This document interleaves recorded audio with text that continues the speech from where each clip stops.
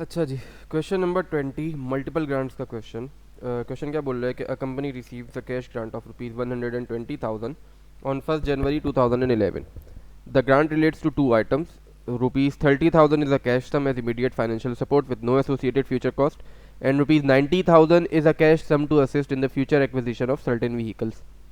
Sir, non depreciable asset के लिए ये वाला ग्रांट और इमीडिएट फाइनेंशियल सपोर्ट के लिए ये वाला ग्रांट। तो डेप्रिशिएबल एसेट हमारा व्हीकल जो हम एक्वायर करेंगे उनके लिए 90,000 की हमें असिस्टेंस प्रोवाइड की गई है। ठीक है जी। The vehicle was acquired on 2nd January 2011 for rupees 210,000। तो सर 210,000 का टोटल डेप्रिशिएबल एसेट मैंने परचेज किया है और 90,000 की मुझे असिस्टेंट है, तो मतलब ये पार्शली फंडेड है। द पार्शली फंडेड एसेट के लिए हम क्या कहते हैं अकाउंटिंग करेंगे। The vehicle were available for use immediately, फ़ौरन अवेलेबल थे।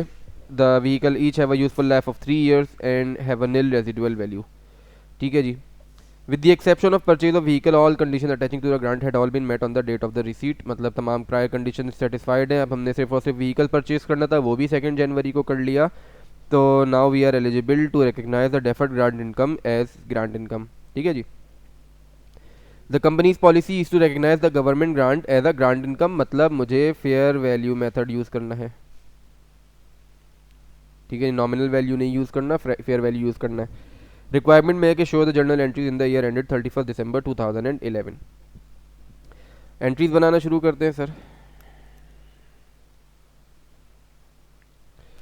पहली एंट्री मैं पास करूंगा 1st Jan 2011 को, जिस दिन मुझे ग्रांट रिसीव हुआ। तो एंट्री मेरी पास होगी cash debit and DGI credit. कितने से? 120,000 से। सर इस 120,000 के दो पोर्शन है। सही, एक पोर्शन 30,000 का जो इमीडिएट फाइनेंशियल सपोर्ट है और एक पोर्शन 90,000 का जो assistance in acquisition of certain assets है। तो जो पोर्शन इमीडिएट फाइनेंशियल सपोर्ट है तो उसी तारीख को ही मैं उसको अपनी इनकम में का पार्ट बना लूँगा। तो therefore DGI debit and grant income credit. कितने से सर? 30,000 से। सही। अब मेरे DGI का बैलेंस टोटल कितना बचा है? 90,000 का। ये यूज़ होगा for the acquisition of vehicle. Vehicle मैंने परचेज किए 2nd Jan को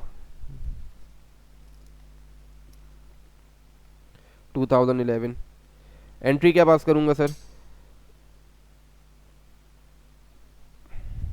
vehicle debit and cash credit. कितने से? 210,000 से।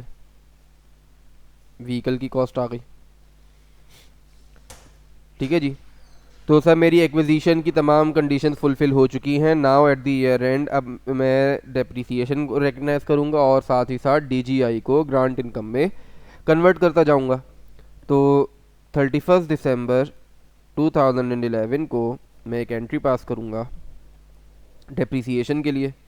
Depreciation expense debit and accumulated depreciation credit. Sir 210,000 का एसेट है टोटल, डिवाइडेड बाय 3 years उसकी यूज़फुल लाइफ है। तो 70,000 से ये एसेट की डेप्रिसिएशन रिकॉर्ड हो जाएगी। सिमिलरली इसी तारीख 31st December 2011 मैं DGI को कन्वर्ट करूंगा ग्रांट इनकम में। किस हिसाब से कन्वर्जन होगी सर? 90,000 का ग्रांट था, divided by 3 years useful life of the vehicle. तो अगर डिवाइड करता हूँ 90,000 को 3 से तो मेरे पास फिगर आती है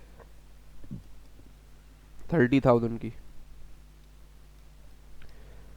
यहाँ पे आके सर मेरा सवाल मुकम्मल हो जाता है। अगर लेट से सवाल ने मुझे कहा होता कि 2011, 12 एंड 13 तीनों सालों की अपना अकाउंटिंग शो करिए, तो सर यही दो एंट्रीज मैं 2012 में भी और 2013 में भी रिपीट कर देता भाई।